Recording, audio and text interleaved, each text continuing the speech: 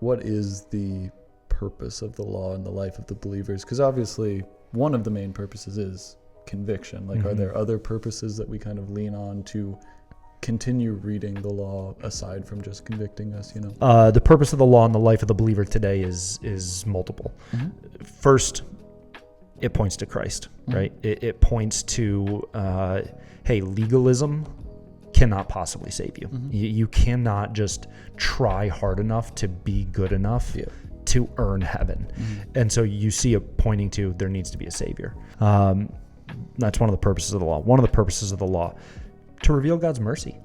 To reveal God's mercy. I mean, it would have been just if the punishment is meted out the moment the law is broken. And instead, you see God's mercy. And so the law reveals God's mercy. And so that's beautiful in the life of the believer today. The law reveals one of the purposes, I believe, in the life of the believer today is it reveals how deeply God cares for all aspects of his people's lives. Yeah, it's so intricate. It's so detailed.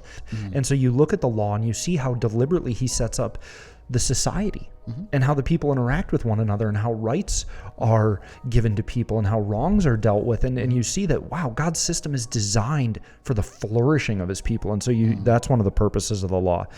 You learn that God is fair and just in the law. There are different laws for an accidental killing versus a deliberate premeditated killing. That's incredibly fair and just. And we see that in the law.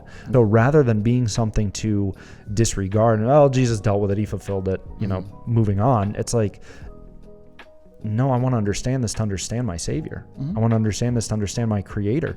I mean, how much of the New Testament is all about teaching and explaining what came in the Old Testament law? And so you can't even understand the New Testament if you don't understand the Old Testament.